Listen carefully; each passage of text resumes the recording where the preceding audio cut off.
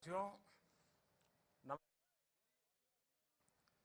एक राष्ट्र के तौर पर, एक परिवार के तौर पर आपने, हमने, पूरे देश ने एक ऐतिहासिक फैसला लिया है। एक ऐसी व्यवस्था जिसकी वजह से जम्मू कश्मीर और लद्दाख के हमारे भाई बहन अनेक अधिकारों से वंचित थे, जो उनके विकास में बड़ी बाधा थी, वो हम सबके प्रयासों से अब दूर हो गई है। जो सपना सरदार वल्लभ भाई पटेल का था, बाबा साहब आंबेडकर का था, डॉक्टर श्यामा प्रसाद मुखर्जी का था, अटल जी और करोड़ों देशभक्तों का था, वो सपना अब पूरा हुआ है। जम्मू कश्मीर और लद्दाख में एक नए युग की शुरुआत हुई है। अब देश के सभी नागरिकों के हक भी समान है और दायित्व भी समान है। मैं जम्मू कश्मीर के लोगों को, लद्दाख के लोगों को और प्रत्येक देशवासी को हृदयपूर्वक बहुत बहुत बहुत बधाई देता हूं। साथियों, समाज जीवन में कुछ बातें समय के साथ इतनी घुल-मिल जाती हैं कि कई बार उन चीजों का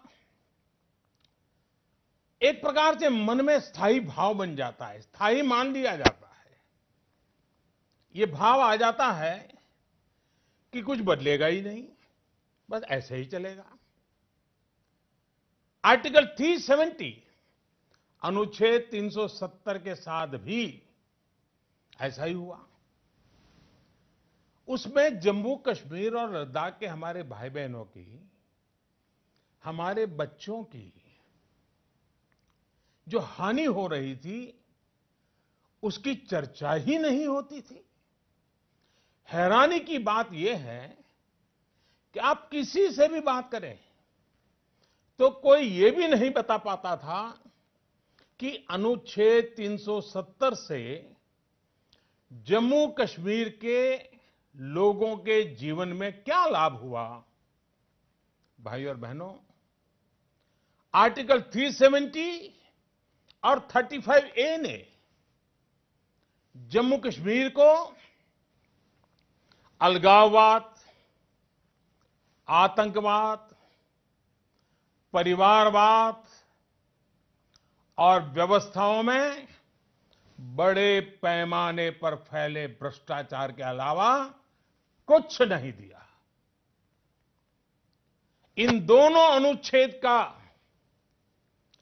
देश के खिलाफ कुछ लोगों की भावनाएं भड़काने के लिए पाकिस्तान द्वारा एक शस्त्र के तौर पर इस्तेमाल किया जा रहा था। इसकी वजह से पिछले 3 दशक में लगभग 42,000 निर्दोष लोग, 42,000, ये आंकड़ा किसी की भी आंख में से आंसू ला देता है। 42,000 निर्दोष लोगों को अपनी जान गंवानी पड़ी। जम्मू कश्मीर और लद्दाख का विकास उस गति से नहीं हो पाया जिसका वो हकदार था। अब व्यवस्था की ये कमी दूर होने से जम्मू कश्मीर और लद्दाख के लोगों का वर्तमान तो सुधरेगा ही, उनका भविष्य भी सुरक्षित होगा। साथियों, हमारे देश में कोई भी सरकार हो, वो संसद में कानून बनाकर देश की भलाई के लिए काम करती है। किसी भी दल की सरकार हो, किसी भी गठबंधन की सरकार हो, ये कार्य निरंतर चलता रहता है। कानून बनाते समय संसद में काफी बहस होती है, संसद के बाहर भी बहुत चर्चा होती है, चिंतन मनन होता है, उसकी आवश्यकता, उसके प्रभाव को लेकर गंभीर पक्ष रखे जाते हैं। इस प्रक्रिया से गुजरकर जो कानून बनता है वो पूरे देश के लोगों का भला करता है। लेकिन कोई कल्पना नहीं कर सकता कि संसद इतनी बड़ी संख्या में कानून बनाए और वो कानून देश के एक हिस्से में लागू ही ना हो। यहां तक कि पहले की जो सरकारें एक कानून बनाकर वाहवाही लूटती थी, वो भी ये दावा नहीं कर पाती थी कि उनका बनाया कानून जम्मू कश्मीर में भी लागू होगा। जो कानून देश की पूरी आबादी के लिए बनता था, उसके लाभ से जम्मू कश्मीर के 1.5 करोड़ से ज्यादा लोग वंचित रह जाते थे। सोचिए, देश के अन्य राज्यों में बच्चों को शिक्षा का अधिकार है, लेकिन जम्मू कश्मीर के बच्चे इससे वंचित थे। क्या गुनाह है उन बच्चों का? देश के अन्य राज्यों में बेटियों को जो सारे हक मिलते हैं, वो सारे हक जम्मू कश्मीर की बेटियों को नहीं मिलते थे। देश के अन्य राज्यों में सफाई कर्मचारियों के लिए सफाई कर्मचारी एक्ट लागू है, लेकिन जम्मू कश्मीर के सफाई कर्मचारी इससे वंचित थे, उनको यह हक नहीं दिया गया था। देश के अन्य राज्यों में दलितों पर अत्याचार रोकने के लिए सख्त कानून लागू है, लेकिन जम्मू कश्मीर में ऐसा नहीं था। देश के अन्य राज्यों में अल्पसंख्यकों के हितों की रक्षण के लिए माइनॉरिटी एक्ट लागू है, लेकिन जम्मू कश्मीर में ऐसा नहीं था। देश के अन्य राज्यों में मजदूरों के लिए, श्रमिकों के हितों की रक्षा के लिए मिनिमम वेजेस एक्ट लागू है, लेकिन जम्मू कश्मीर में काम करने वाले श्रमिकों को ये सिर्फ और सिर्फ कागजों पर ही लटका हुआ मिलता था। देश के अन्य राज्यों में चुनाव लड़ते समय एससी, एसटी, अनुसूचित जनजाति के भाइयों बहनों को आरक्षण का लाभ मिलता था, लेकिन जम्मू कश्मीर में ऐसा नहीं था। साथियों, अब आर्टिकल 370 और 35A बीते हुए इतिहास की बात हो जाने के बाद उसके नकारात्मक प्रभावों से भी जम्मू कश्मीर जल्द बाहर निकलेगा, इसका मुझे पूरा विश्वास है। भाइयों और बहनों, नई व्यवस्था में केंद्र सरकार की यह प्राथमिकता रहेगी कि राज्य के कर्मचारियों को, जिसमें जम्मू कश्मीर की पुलिस भी शामिल है, उन सबको दूसरे केंद्र शासित प्रदेश के कर्मचारियों और वहां की पुलिस के बराबर की सुविधाएं मिलें। अभी केंद्र शासित प्रदेशों में अनेक ऐसी वित्तीय सुविधाएं जैसे एलटीसी, हाउस रेंट अलाउंस, बच्चों की शिक्षा के लिए एजुकेशन अलाउंस, हेल्थ स्कीम जैसी अनेक सुविधाएं दी जाती हैं, जिनमें से अधिकांश जम्मू कश्मीर के कर्मचारियों को, पुलिस परिवारों को नहीं मिलती हैं। ऐसी सुविधाओं का तत्काल रिव्यू कराकर जल्द ही जम्मू कश्मीर के कर्मचारियों को, पुलिसों को, उनके परिवारजनों को ये सुविधाएं मुहैया कराई जाएगी। साथियों, बहुत जल्द ही जम्मू कश्मीर और लद्दाख में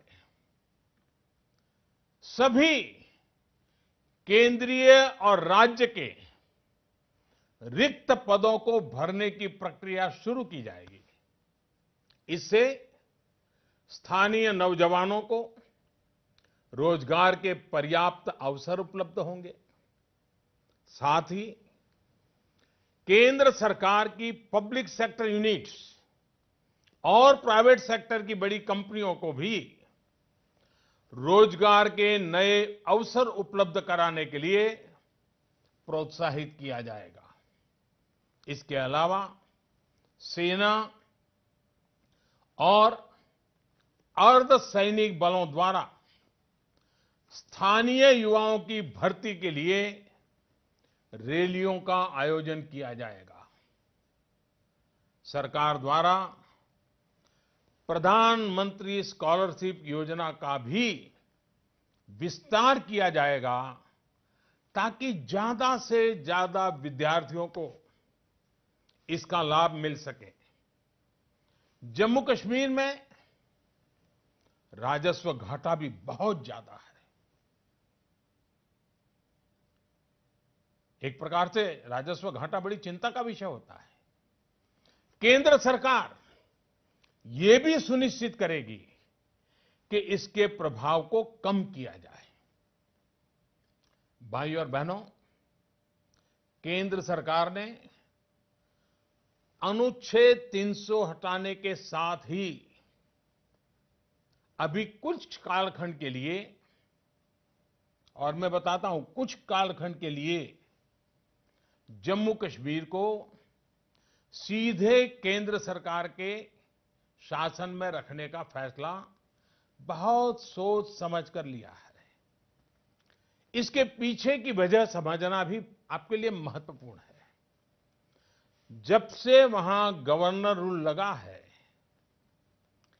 जम्मू कश्मीर का प्रशासन सीधे केंद्र सरकार के संपर्क में है।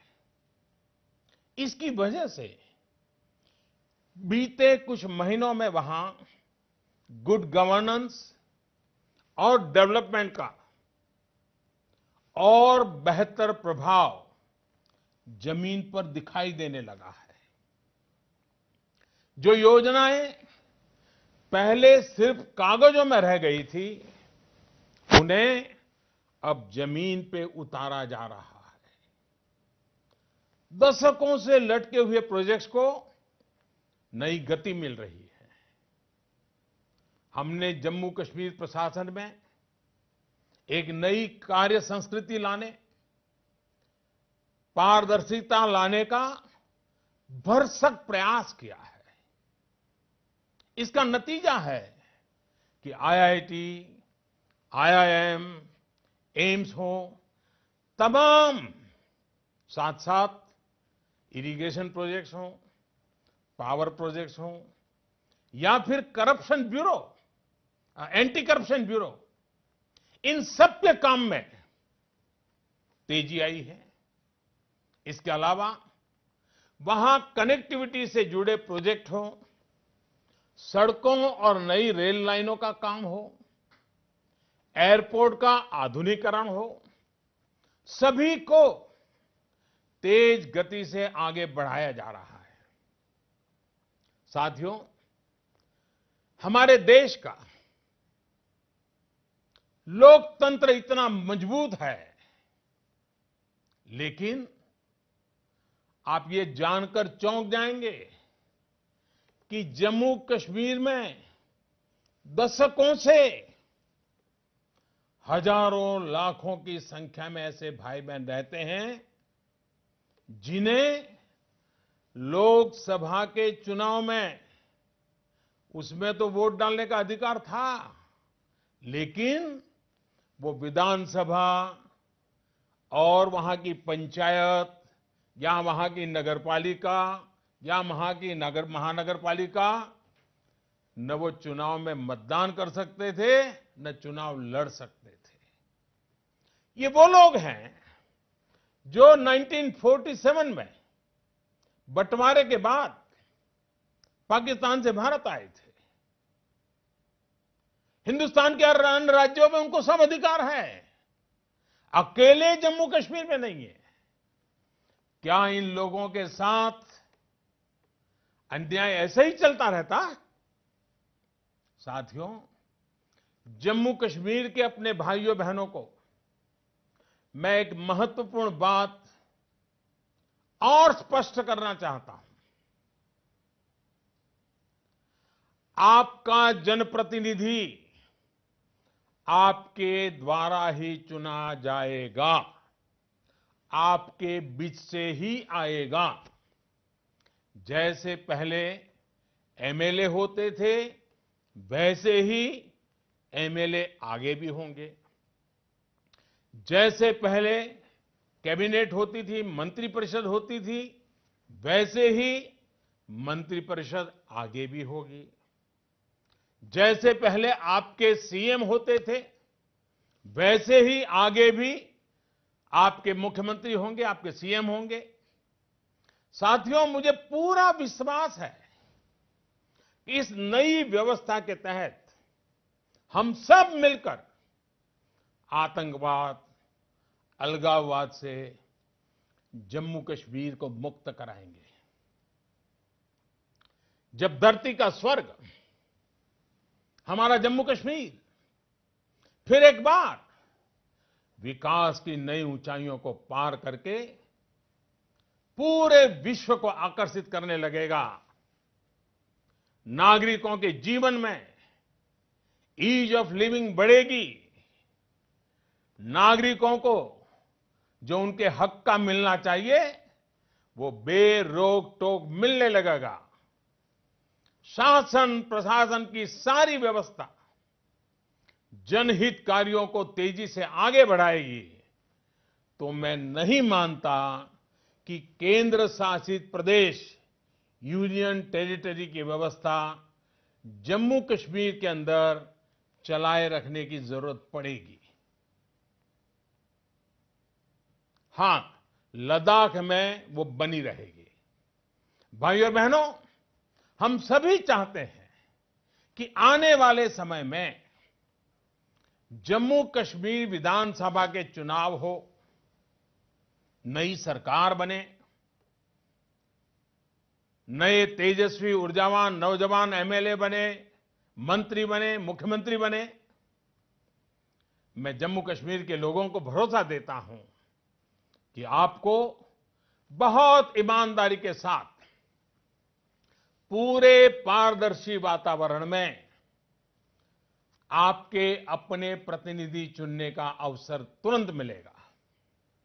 जैसे बीते दिनों पंचायत के चुनाव पारदर्शिता के साथ संपन्न कराए गए, वैसे ही जम्मू कश्मीर विधानसभा के भी चुनाव होंगे। मैं राज्य के गवर्नर से भी आग्रह करूंगा कि ब्लॉक डेवलपमेंट काउंसिल का गठन जो पिछले 2-3 दशकों से लंबित है, उसे पूरा करने का काम भी जल्द से जल्द किया जाए। साथियों, ये मेरा खुद का अनुभव है कि 4-5 महीने पहले जम्मू कश्मीर और लद्दाख के पंचायत चुनावों में जो लोग चुनकर आए, वे बहुत बेहतरीन काम कर रहे हैं। वे अभिनंदन के अधिकारी हैं। कुछ महीनों पहले जब मैं श्रीनगर गया था, तो वहां मेरी उनसे लंबी मुलाकात भी हुई थी। जब वो यहां दिल्ली आए थे, मेरे घर पे आए थे, मैंने उनसे काफी देर तक बात की थी। पंचायत के इन साथियों की वजह से, चुने हुए पंचायत के पंच और प्रधान के वजह से जम्मू कश्मीर में बीते दिनों ग्रामीण स्तर पर बहुत तेजी से काम हुआ है। हर घर बिजली पहुंचाने का काम हो या फिर राज्य को ओपन डेफिकेशन फ्री ओडीएफ बनाना हो, इसमें पंचायत के प्रतिनिधियों की बहुत बड़ी भूमिका रही है। उसमें भी महिला पंच जो चुन करके आई है, उन बहनों ने तो कमाल करके दिया है। मुझे पूरा विश्वास है कि अब अनुच्छेद 370 हटने के बाद जब इन पंचायत सदस्यों को नई व्यवस्था में काम करने का मौका मिलेगा, तो वो कमाल कर देंगे। ये मैंने देखा है और मेरा विश्वास है। मुझे पूरा विश्वास है कि जम्मू कश्मीर की जनता अलगाववाद को परास्त करके नई आशाओं के साथ, नई ऊर्जा के साथ, नए सपनों के साथ आगे बढ़ेगी। मुझे पूरा विश्वास है कि जम्मू कश्मीर की जनता गुड गवर्नेंस और पारदर्शिता के वातावरण में नए उत्साह के साथ अपने लक्ष्यों को प्राप्त करेगी। साथियों, दशकों के परिवारवाद ने जम्मू कश्मीर के मेरे युवाओं को नेतृत्व का अवसर ही नहीं दिया। अब मेरे युवा जम्मू कश्मीर के विकास का नेतृत्व करेंगे और उसे नई ऊंचाइयों पर ले जाएंगे। मैं जम्मू कश्मीर और लद्दाख के नौजवानों, वहां की बहन बेटियों से विशेष आग्रह करूंगा कि अपने क्षेत्र के विकास की कमान आगे आइए, खुद संभालिए। साथियों, जम्मू कश्मीर और लद्दाख में दुनिया का सबसे बड़ा टूरिस्ट डेस्टिनेशन बनने की क्षमता है। इसके लिए जो वातावरण चाहिए, शासन प्रशासन में जो बदलाव चाहिए, वो किए जा रहे हैं। लेकिन मुझे इसमें हर देशवासी का साथ चाहिए, हर हिंदुस्तानी का साथ चाहिए। एक जमाना था जब बॉलीवुड की फिल्मों की शूटिंग के लिए कश्मीर पसंदीदा जगह थी। उस दौरान शायद ही कोई फिल्म बनती हो जिसकी कश्मीर में शूटिंग न होती हो। अब जम्मू कश्मीर में स्थितियां सामान्य होंगी तो देश ही नहीं, दुनिया भर के लोग वहां फिल्मों की शूटिंग करने आएंगे। हर फिल्म अपने साथ कश्मीर के लोगों के लिए रोजगार के नए अनेक अवसर भी लेकर आएगी। मैं Hindi film industry, Telugu film industry और तमिल फिल्म इंडस्ट्री और इससे जुड़े से लोगों से आग्रह करूंगा कि जम्मू कश्मीर और लद्दाख में निवेश के बारे में, फिल्म की शूटिंग से लेकर थिएटर और अन्य साधनों की स्थापना के बारे में जरूर सोचें, उसको प्राथमिकता दें। जो टेक्नोलॉजी की दुनिया से जुड़े लोग हैं, चाहे वो प्रशासन में हो या फिर प्राइवेट सेक्टर में, उनसे भी मेरा आग्रह है कि अपनी नीतियों में, अपने फैसलों में इस बात को प्राथमिकता दें कि जम्मू कश्मीर में कैसे टेक्नोलॉजी का विस्तार किया जाए। वहां के नौजवान तेजस्वी हैं, ओजस्वी हैं अंग्रेजी भाषा के साथ जुड़े हुए हैं। जब वहां डिजिटल कम्युनिकेशन को ताकत मिलेगी, जब वहां BPO centre, common service centre बढ़ेंगे, जितना ज्यादा टेक्नोलॉजी का विस्तार होगा, उतना ही जम्मू कश्मीर के हमारे भाई बहनों का जीवन आसान होगा। उनकी आजीविका और रोजी रोटी कमाने के अवसर बढ़ेंगे। साथियों, सरकार ने जो फैसला लिया है, वो जम्मू कश्मीर और लद्दाख के उन नौजवानों को भी मदद करेगा जो स्पोर्ट्स की दुनिया में आगे बढ़ना चाहते हैं। नई स्पोर्ट्स एकेडमीज, नए स्पोर्ट्स स्टेडियम, साइंटिफिक एनवायरनमेंट में ट्रेनिंग, उन्हें दुनिया में अपना टैलेंट दिखाने में मदद करेगी। और कश्मीर का बच्चा खेल के मैदान में दुनिया के अंदर हिंदुस्तान का नाम रोशन करेगा, ये ताकत वहां पड़ी है। साथियों, जम्मू कश्मीर के केसर का रंग हो या कहवा का स्वाद, सेब का मीठापन हो या खुबानी का रसीलापन, कश्मीरी शॉल हो या फिर कलाकृतियां, लद्दाख के ऑर्गेनिक प्रोडक्ट हो या हर्बल मेडिसिन, इसका प्रसार दुनिया भर में किए जाने की जरूरत है। मैं आपको एक उदाहरण देता हूं। लद्दाख में सोलो नाम का एक पौधा पाया जाता है। जानकारों का कहना है कि ये पौधा हाई एल्टीट्यूड पर रहने वाले लोगों के लिए, बर्फीली पहाड़ियों पर तैनात सुरक्षा बलों के लिए ये संजीवनी का काम करता है। कम ऑक्सीजन वाली जगह पर शरीर के इम्यून सिस्टम को संभाले रखने में इसकी बहुत बड़ी भूमिका है।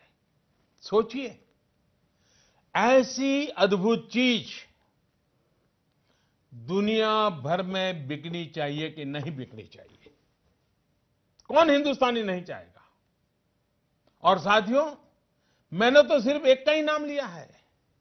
ऐसे अनगिनत पौधे, हर्बल प्रोडक्ट जम्मू कश्मीर और लद्दाख में बिखरे पड़े हैं। उनकी पहचान होगी, उनकी बिक्री होगी, तो इसका बहुत बड़ा लाभ वहां के लोगों को मिलेगा, विशेषकर वहां के किसानों को मिलेगा।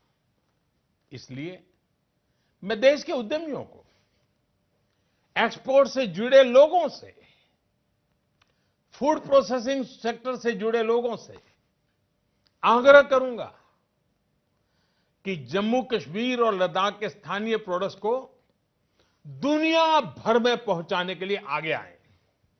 साथियों, यूनियन टेरिटरी बन जाने के बाद अब लद्दाख के लोगों का विकास भारत सरकार की स्वाभाविक जिम्मेदारी बनता है।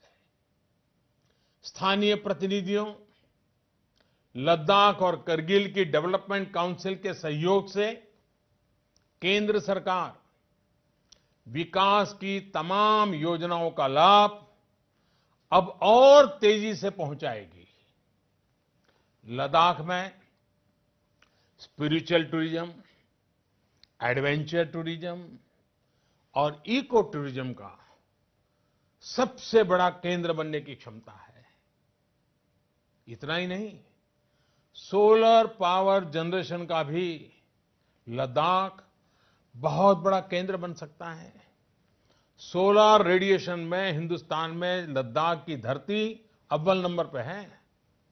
अब वहां के सामर्थ्य का उचित इस्तेमाल होगा और बिना भेदभाव विकास के लिए नए अवसर बनेंगे। अब लद्दाख के नौजवानों की इनोवेटिव स्पिरिट को बढ़ावा मिलेगा। उन्हें अच्छी शिक्षा के लिए बेहतर संस्थान मिलेंगे। वहां के लोगों को अच्छे अस्पताल मिलेंगे। इंफ्रास्ट्रक्चर का और तेजी से आधुनिकीकरण होगा। साथियों, लोकतंत्र में ये भी बहुत स्वाभाविक है कि कुछ लोग इस फैसले के पक्ष में हैं और कुछ को इस पर मतभेद है। मैं उनके मतभेद का भी सम्मान करता हूं और उनकी आपत्तियों का भी। इस पर जो बहस हो रही है उसका केंद्र सरकार जवाब भी दे रही है, समाधान करने का प्रयास भी कर रही है और यह हमारा लोकतांत्रिक दायित्व है। लेकिन मेरा उनसे आग्रह है कि वो देश हित को सर्वोपरि रखते हुए व्यवहार करें और जम्मू कश्मीर, लद्दाख उसको नई दिशा देने में सरकार की मदद करें, देश की मदद करें, देश की भावनाओं का आदर करें। संसद में किसने मतदान किया, किसने नहीं किया, किसने समर्थन दिया, किसने नहीं दिया, इससे आगे बढ़कर अब हमें जम्मू कश्मीर, लद्दाख के हित में मिलकर के, एकजुट होकर के काम करना है। मैं हर देशवासी को ये भी कहना चाहता हूं कि जम्मू कश्मीर और लद्दाख के लोगों की चिंता ये हम सबकी चिंता है। 130 करोड़ नागरिकों की चिंता है। उनके सुख दुख, उनकी तकलीफ से हम अलग नहीं हैं, अलग हो नहीं सकते हैं। अनुच्छेद 370 से मुक्ति एक सच्चाई है, लेकिन सच्चाई ये भी है कि इस समय एहतियात के तौर पर कुछ कदम उठाने की जरूरत थी। उन कदमों के कारण जो भी परेशानी हो रही है उसका मुकाबला भी वहीं के लोग कर रहे हैं और वो भी सहयोग देकर के कर रहे हैं। कुछ मुट्ठी भर लोग जो वहां हालात बिगाड़ना चाहते हैं उन्हें धैर्यपूर्वक जवाब भी वहां के ही हमारे भाई बहन दे रहे हैं। हमें ये भी नहीं भूलना चाहिए कि आतंकवाद और अलगाववाद को बढ़ावा देने की पाकिस्तानी साजिशों के विरोध में जम्मू कश्मीर के ही देशभक्त लोग डट करके खड़े हुए हैं। भारतीय संविधान पर विश्वास करने वाले हमारे ये सभी भाई बहन अच्छा जीवन जीने के अधिकारी हैं। उनके सपनों को साकार करने के लिए उनको मौका मिले, ये उनका हक है। हमें उन सब पर गर्व है। मैं आज जम्मू कश्मीर के इन साथियों को भरोसा देता हूं कि धीरे धीरे हालात सामान्य हो जाएंगे और उनकी परेशानी भी कम होती चली जाएगी। साथियों, ईद का मुबारक त्योहार भी नजदीकी है। ईद के लिए मेरी ओर से आप सभी को बहुत बहुत शुभकामनाएं। सरकार इस बात का ध्यान रख रही है कि जम्मू कश्मीर में ईद मनाने में लोगों को कोई परेशानी ना हो। हमारे जो साथी जम्मू कश्मीर से बाहर रहते हैं और ईद पर अपने घर वापस जाना चाहते हैं, उनको भी सरकार हर संभव मदद कर रही है। साथियों, आज इस अवसर पर मैं जम्मू कश्मीर के लोगों की सुरक्षा में तैनात अपने सुरक्षा बलों के साथियों का भी आभार व्यक्त करता हूं। प्रशासन से जुड़े सभी लोग, राज्य के सभी कर्मचारी और जम्मू कश्मीर पुलिस जिस तरह से स्थितियों को संभाल रही है वो सचमुच में बहुत बहुत प्रशंसनीय है। आपके इस परिश्रम ने मेरा ये विश्वास और बढ़ाया है कि बदलाव हो सकता है, लोगों का भला हो सकता है। भाइयों और बहनों, जम्मू कश्मीर हमारे देश का मुकुट है। हम बचपन से सुनते आए हैं, गर्व करते आए हैं।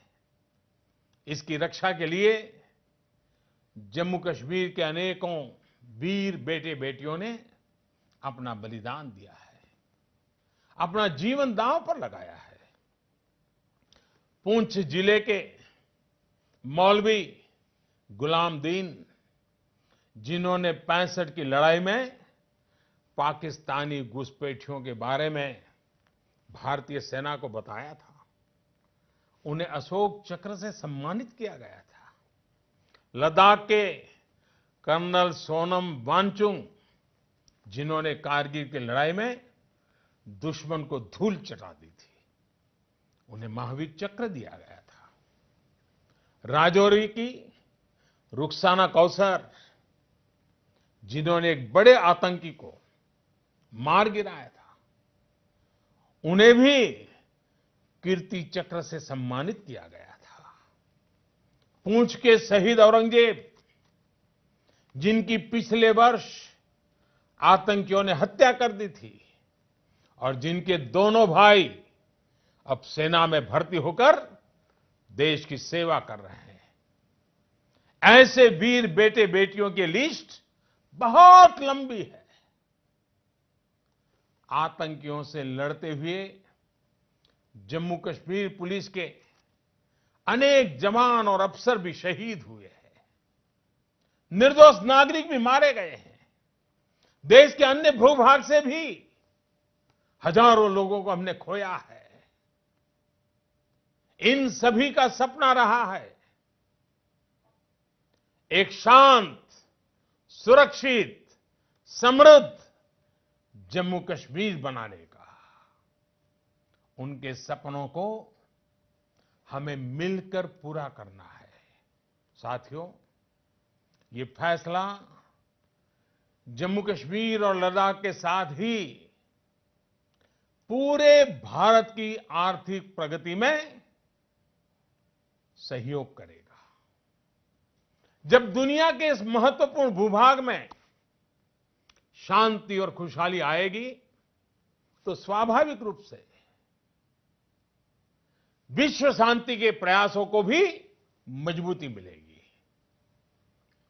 मैं जम्मू कश्मीर के अपने भाइयों और बहनों से, लद्दाख के अपने भाइयों और बहनों से आह्वान करता हूं, आइए हम सब मिलकर दुनिया को दिखा दें इस क्षेत्र के लोगों का सामर्थ्य कितना ज्यादा है।